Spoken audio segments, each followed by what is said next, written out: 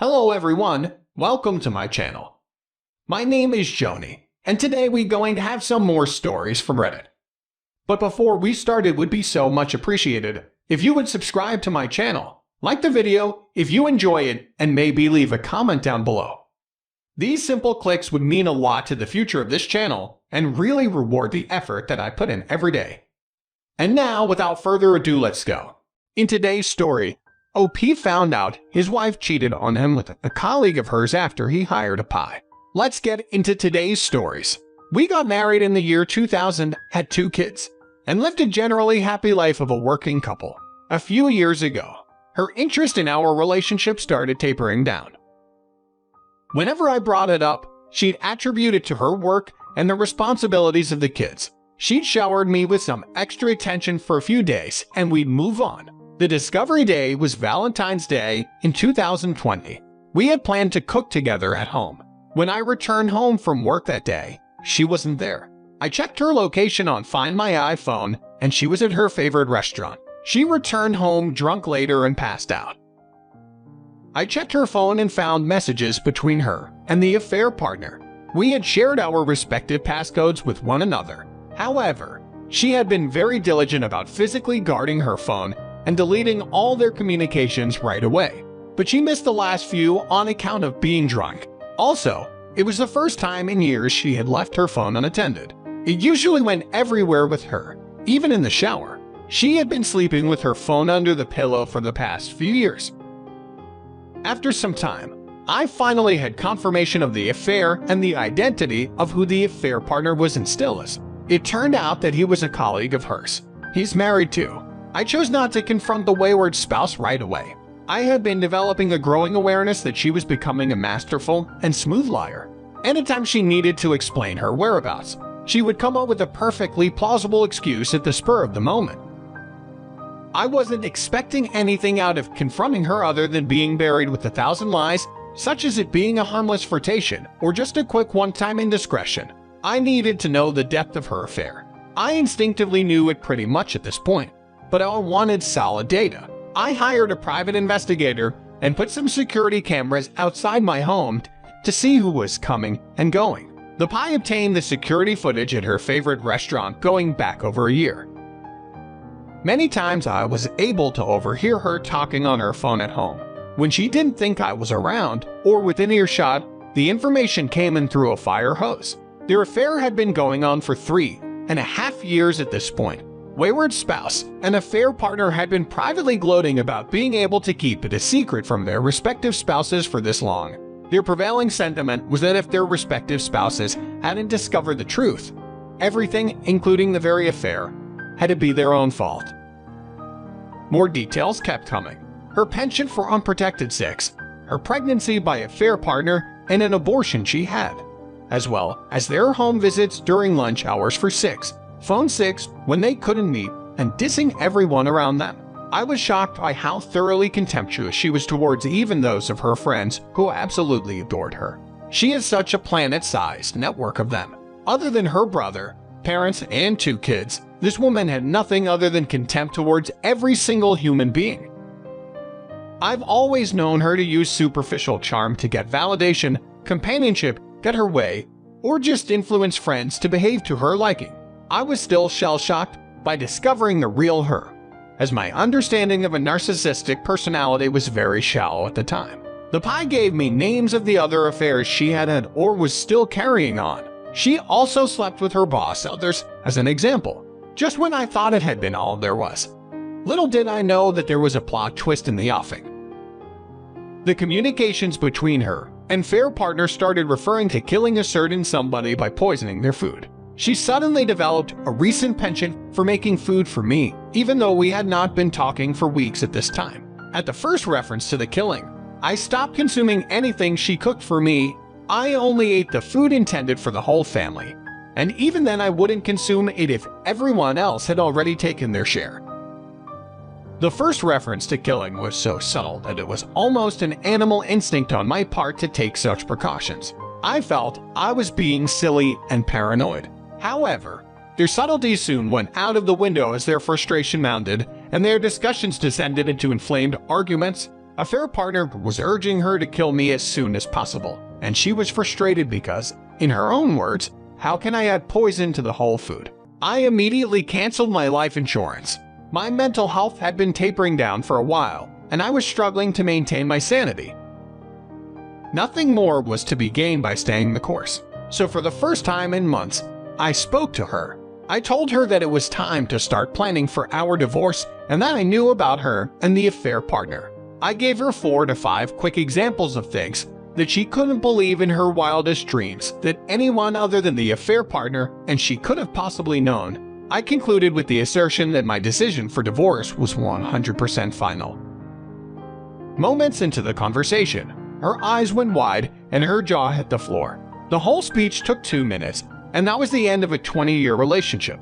It's now been 22 months since the discovery day, and 10 since the divorce was fully finalized. My daughter lives with me half the time, and my son lives with my ex-wife full-time. My son had discovered about their affair on his own, as he had been to her work and seen them acting extremely familiar with each other post-divorce. He asked me if his hunch of the affair was true. I confirmed it, but made sure not to add anything more. He spilled the beans about the affair to my daughter too. Child support is pretty punishing in the state I live in. And despite making a 6-figure salary, I'm living on what's essentially poverty wages. I focus on physical and mental health, had 2 brief relationships since the divorce, and hope to land a long-term partner.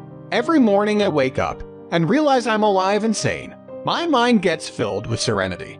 I'm at peace with the world for the first time in ages. Story 2. I'm posting my story today because over the past year and a half, I have been a lurker on here and have read many of other people's stories. I'm trying to get some sort of insight or clarity that would help me in my situation. There are a lot of heartbreaking stories on here, but also some gems. I hope you can take something away from my story, or that it can give you some sort of clarity on your journey through whatever it is you're going through back in 2018. At the end of July, my wife left for a quick work trip on a Thursday and flew home Saturday morning. That evening, my wife and I went to my stepdad's birthday dinner, and nothing seemed awful or anything totally normal. Sunday, we had our typical routine grocery shopping errands and got ready for the work week. The following Monday, when the work week started, everything seemed normal and we did our usual texting throughout the day. But on my way home from work, she texted me saying, "I think I have a yeast infection and I'm going to get it checked out." I made a joke, saying, "Hopefully it's not an STD. Lol." She lolled back and that was that. A few hours later, before I had seen her, she texted me and said, "Your comment earlier about it being an STD was weird. You don't think I'm cheating on you, do you?" I kind of laughed and texted back, "No lol."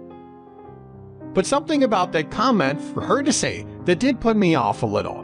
Thinking nothing of it, I went back to what Deborah was doing. Looking back, this was red flag number 1. 2 days went by and she said that it got worse and that she was going back in. I thought to myself, wow, I feel bad for her because I know she has had something like this mildly before, but never this bad. When she came home from the doctor for the second time, she said she now has thrush and a severe yeast infection. Remembered thinking to myself, what is thrush? And she explained to me how it's a throat infection. I remember joking with her saying, "Well, if you're sick, stay away from me because I don't want to get sick, and I'm so glad I did stay away." Looking back, all of this was red flag number 2. For the next couple of days and into the weekend, she was pretty much bedridden. She called into work and did some work things from home that she could. I remember not getting too close to her those handful of days and just kind of looking at her while she was either in bed or on the couch and just feeling bad. She was clearly sick and there really wasn't anything I could do. The following week, as she started to feel better, that's when I noticed something was going on with her. One day I came home from work and she was crying on the couch. I asked her what was wrong and she said that she was going to start seeing a counselor. I was a bit puzzled, but said okay and asked if I was going to go too, or if I needed to go. She said no, and that she just hasn't been feeling herself and needed to talk to someone. I said okay. Red flag number 3. A few days later, I get out of the shower and she is sitting on the bed crying again. I asked what's going on, and she said to me, "Is this as good as it gets? Is this what we want? Is this what you want? Is this what I want? Is there anything more to life than this?" I remember being a little caught off guard because it took a second to register what she was asking.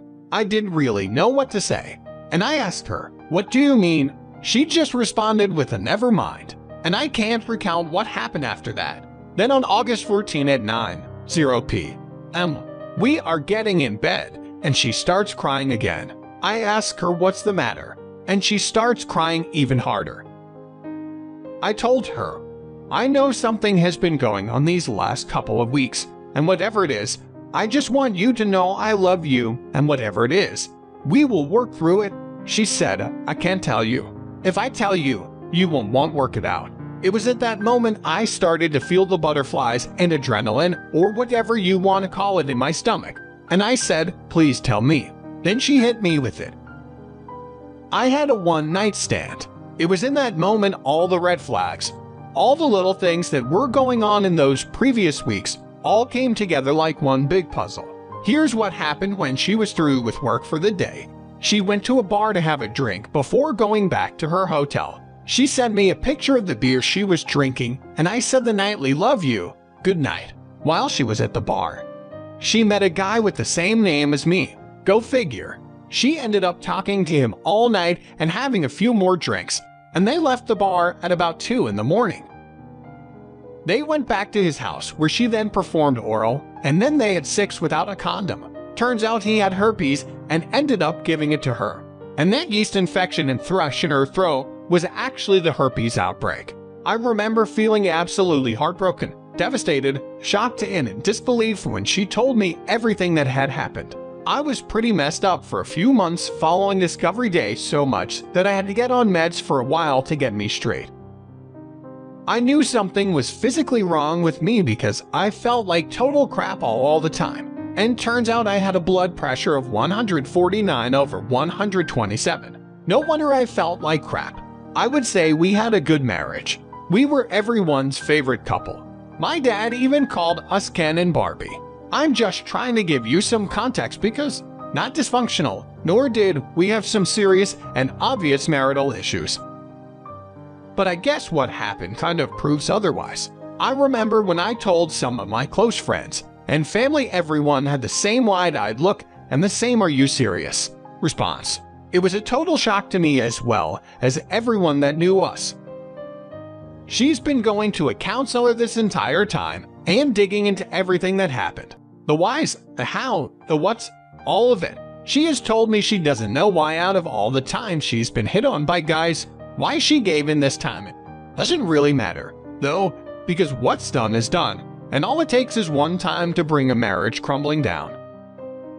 She did say he made her feel wanted, gave her attention, and I guess validated her by telling her she was beautiful if that's all it took. She has her own issues to deal with, and unfortunately, she wasn't adult enough to really get them out or say that something was really wrong before it was too late. It's been over a year and a half and we are separated, but this is still a major roadblock for me in my life. I have chosen to walk away from her and our marriage, and I struggle because this is never what I wanted. She wants to stay together and make it work, but for me, the damage is too great. Over this last year and a half, I do think she has tried to do the right things to try to make it work, but with the STD involved, I just can't. With all of what happened and knowing the details, I just can't do it. For me, the disrespect is too great, the humility is too much, and it was an act that was just uncalled for and was so selfish. It's sad because she knows she ruined a perfectly normal marriage and wishes she could take it back and wants a redo. But she made her choices that night. Plenty of them led her down that path. I don't think I'll ever understand how she could leave the bar with him, get in his car, drive with him, go to his house, go inside, go into his bedroom. There are so many gates, and red flashing lights, and ringing bells, and all of that. It's just unbelievable.